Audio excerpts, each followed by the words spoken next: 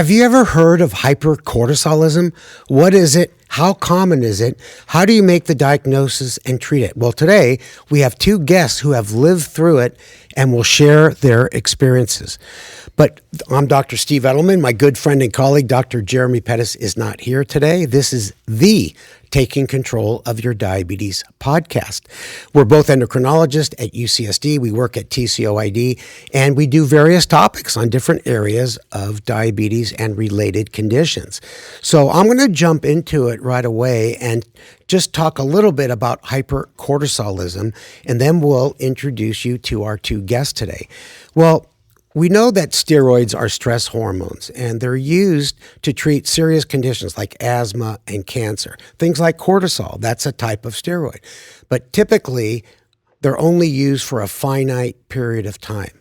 And what happens with hypercortisolism, cortisol levels stay high over an extended period of time and wreaks havoc with the body. Difficult to control diabetes, difficult to control high blood pressure, heart disease, liver disease, kidney disease, and many other symptoms like weakness, fatigue, and Phil will share some of those with us when we introduce him a little bit later. So where does cortisol come from? Where does this excess levels come from? Well, they typically come from the adrenal gland, or they come from tumors that are located in various areas of the body that over-secrete cortisol. And what happens is it takes a long time to get this condition diagnosed, and that's what we're going to share with you today. The frustration that occurs with difficult to control diabetes, and that's probably one of the most common conditions that people have with hypercortisolism. So Phil, I know you were diagnosed with type 2 diabetes in 2008, and the story goes on from there. So why don't you tell us your story, and then we'll hear from Cherese, who was your fiance at the time, and now you're married, and we can take people through the typical frustrating saga of having this condition of hypercortisolism that's not diagnosed for years and years. Yeah, well, thanks for letting us tell the story. I got diagnosed sometime around in 2008, and it was a total surprise to me. I was, former Navy, and I tried to keep in good shape. I exercised within body standards, for the military, and I just started losing more weight. And one day I went to work and I couldn't see anything. It was like I was half blind, everything was all fuzzy. And I did have a friend there, a colleague, that says, hey, he was a diabetic. And he said, well, let me test your blood. Do you have anything to eat this morning? I said, nope. I was fasting because I didn't have time to eat in the morning. So anyways, I ran into work. He tested me and my blood sugar was 180 something. And it was like, oh my God. So it was like being hit with a hammer emotionally, and something that I never expected I would ever have anything like that. And so I kind of panicked. I called the doctor, got an appointment at some 4 p.m. that afternoon, and got this last slot for the day, and went in there, and they did an A1C in the office, and sure enough, came back. I was 8 point something, close to 9. Yeah, well, there have been people that are 16%, so you weren't that bad. But it sounds to me like in the beginning, based on your story, you took things under control. You took control of your diabetes, and you started watching your diet, and you got better. But then it seemed like over time, your diabetes got tougher and tougher to control. I think you were ultimately on 4 different medications. And so that must have been frustrating for you because you were doing everything right, yet the doctor kept adding on medications. But let me just say to the listeners and viewers that that's a common scenario actually in type 2 diabetes, which I think explains why it's so tough to get the diagnosis. It's not unusual to get type 2 diabetes and not respond to medications. You need more and more. But sometimes you get to a point where things just don't make any sense. So what happened as things progressed with your body, with your symptoms? I know you spoke about being fatigued and having mood changes, things like that. Yeah, so I went through 3 or 4 of those iterations where I would get a new medication to get my blood sugar down, and then I kept my body weight about the same when I exercised. So that was sort of the constant in the whole thing. But and I would always try to eat right, and so that always kind of stayed the same too. But over time, like maybe a 2 to 3 year period, my blood sugars would creep up and creep up a little bit every day, a drip here, a drip there.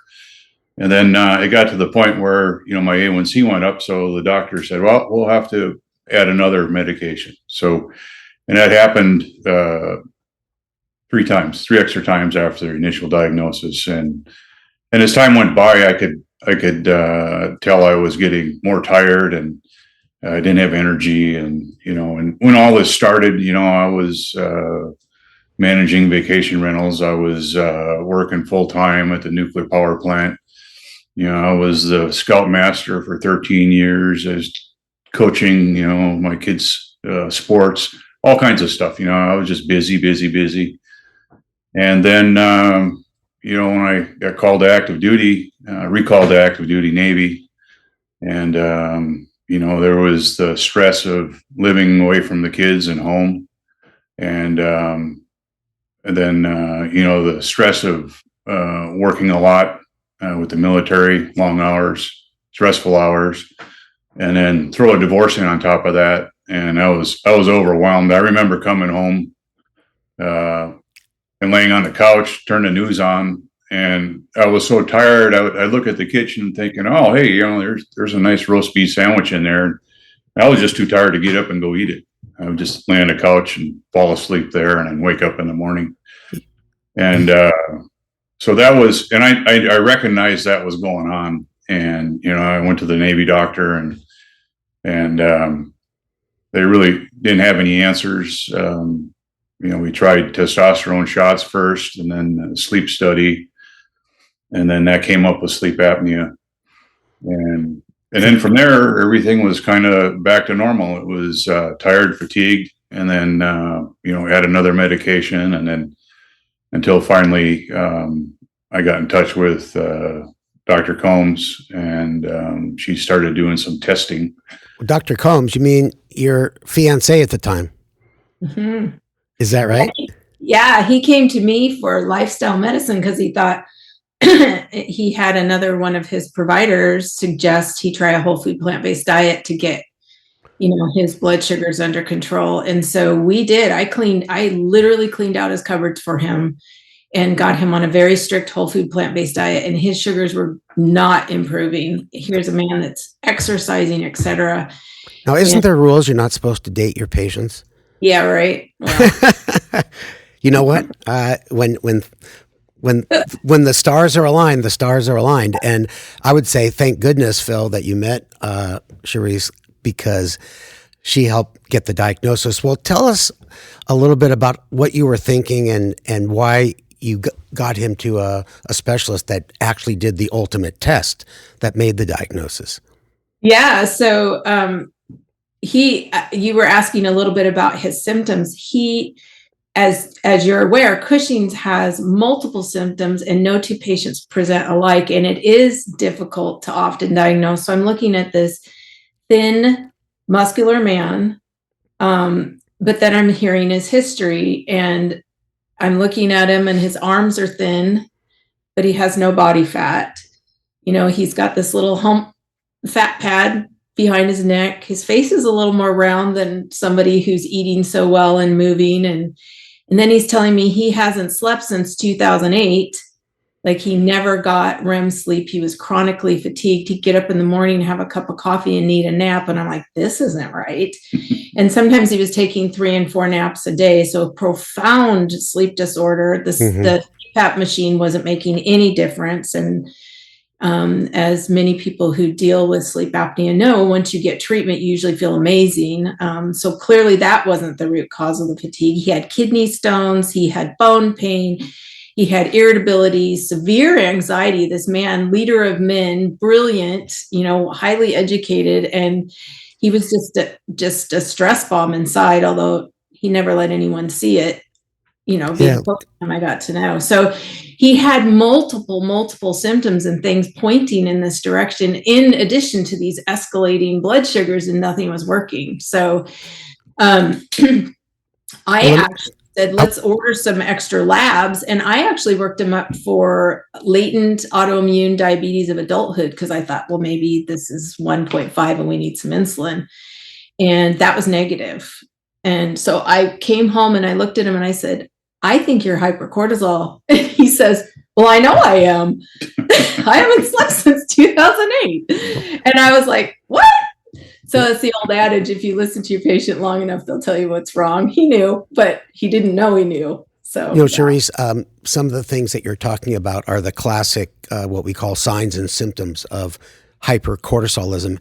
And I think, the body habitus changes, the thin arms, what we call the buffalo hump, and, thin skin. I mean, that is typically how we describe someone with Cushing's, which is really kind of an end stage condition of hypercortisolism.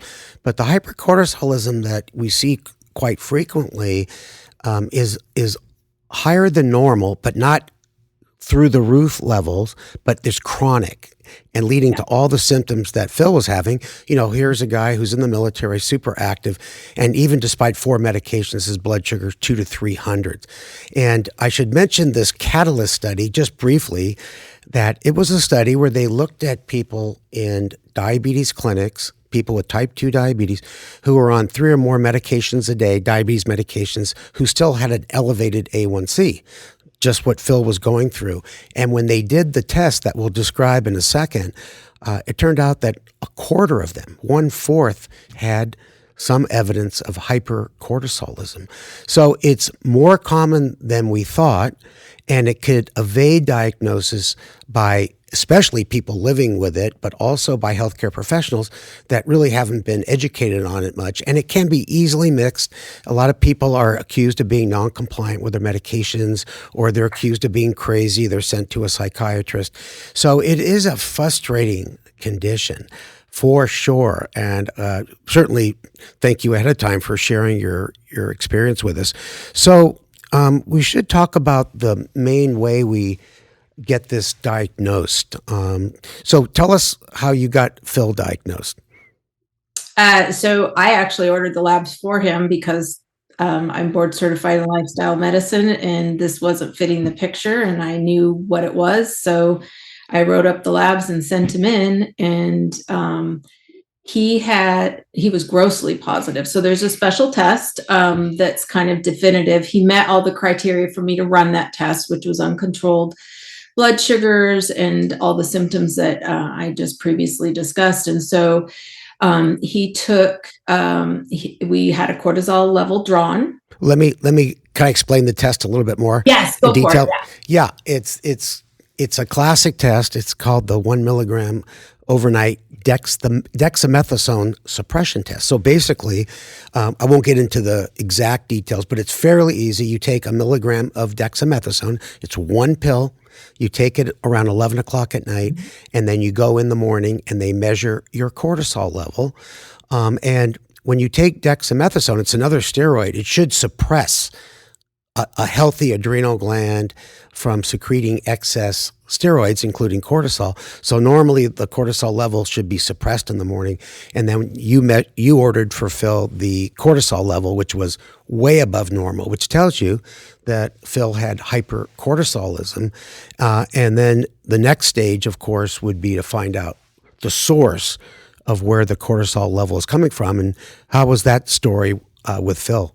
And Phil, you're allowed to talk now. I know you're married, but you still are allowed to talk. Yeah, you can talk about that if you want. Yeah. So we didn't figure out where it's coming from, I guess, right? And then, his imaging was negative. Yeah.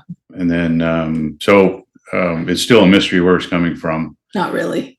No. Well, we think we know, but we haven't confirmed, right? Yeah. There's a better way to say it. And then since being medicated, I guess that's what you're asking. I could tell that everything stayed the same, and then it gradually got better.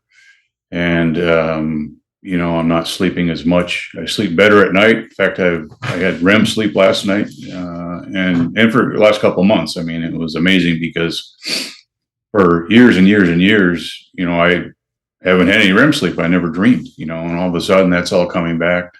Blood sugars are rock bottom now. They're down to, anywhere from 90 to 110 in the morning. Tell them your A1C. A1C was 6.1. We allow bragging on the show. Yeah, that's good. Well, you know what? It's not unusual to not know where the source is, but when you find a tumor, then it's fairly straightforward. They take it out. The little tumors that oversecrete cortisol, and when you don't find it anywhere, that's where these medications can really help. And I should just mention the second half of this Catalyst study. They took these people who were diagnosed as having hypercortisolism, and they gave them a very specific medication to shut off the production. And everything that was causing issues in these patients actually got better, just like you. The diabetes got better, the blood pressure got better, their overall mood got better, and almost every sign or symptom that came along with having hypercortisolism got better. So it's kind of a new era in treating this condition because we now have very good specific therapies that are well tolerated. And you're lucky that you got the diagnosis. And who knows how long you had it?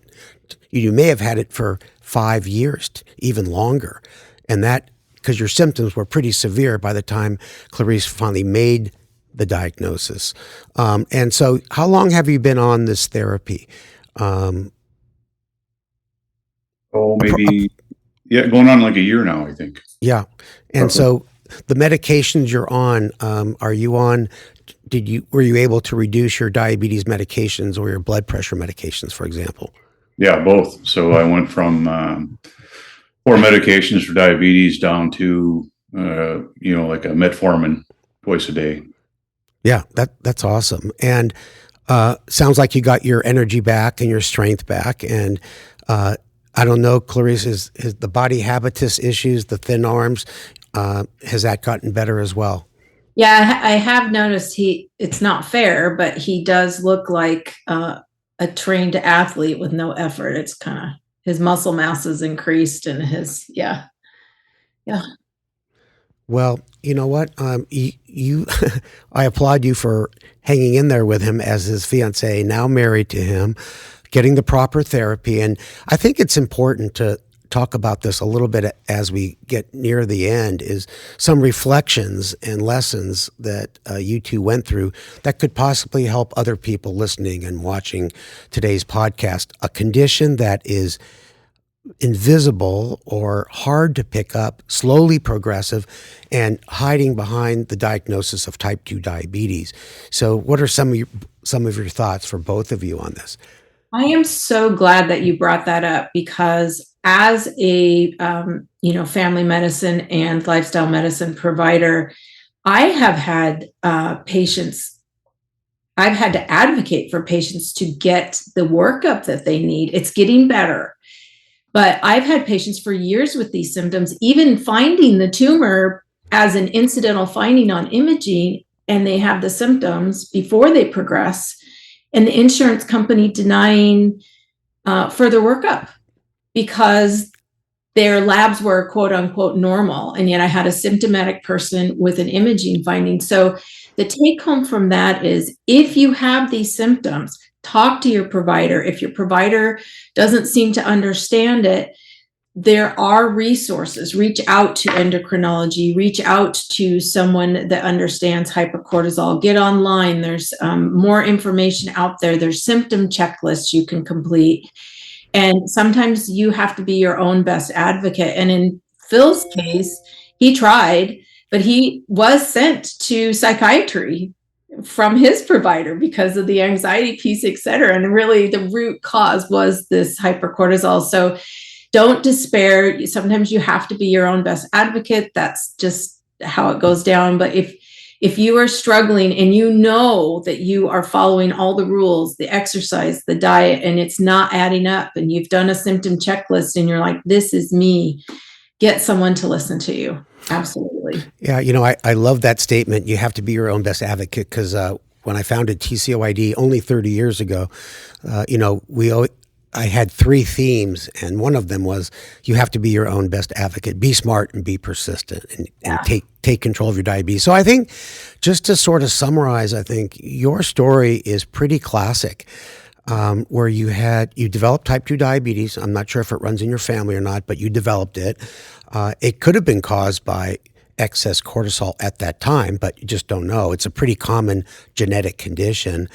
And despite really watching a good diet, getting help from your fiance at the time on 4 different medications, your blood sugars were still 200 to 300 milligrams per deciliter. And it occurs when people have high blood pressure. That's very difficult to control, despite multiple medications. So, they kind of go along together. We call the metabolic syndrome. So I think people need to think about what makes sense and what doesn't make sense. So if you're a type 2 diabetic and you're having a hard time taking your medications, that might be the reason. But if you're doing everything right and your glucoses are very tough to control, your blood pressure is tough to control, then this is something that should, a red light should go in your mind and say, hey, maybe I have something else that's making my condition worse. And that's why we're doing this podcast. We've done a couple other videos for healthcare professionals as well. And I think what you said is you have to be your own advocate. That's true with any condition. And I think having a good communication with your healthcare professional is always good. Don't go in there, start yelling and screaming, but go in there with some nice things to say and say, I've been reading about this condition and I think I might have it. Do you think there's a way we can test to see if I have it or not? So any closing other comments, Phil? No, I think you really hit it on the head. It begins with awareness, and if I had seen your podcast years ago, it would have focused me right in on it and I would have found it sooner, I think. But, I just wasn't aware, and I think a lot of doctors aren't even aware. Well, so you're absolutely it's all right. very good, I think. Yeah, it's not a new condition. It's a unrecognized condition that now is bringing there's a lot more education about it because we have more specific therapies. I want to thank you for serving in the military, and I want to wish you two a long and happy marriage. And thank you for sharing your story because it's going to help others that listen and watch to it. Yeah. Thank you. Thank you All for right. all you do. Thanks. Yeah.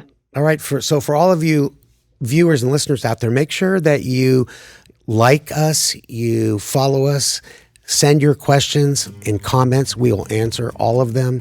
And thank you for joining our TCOID podcast today.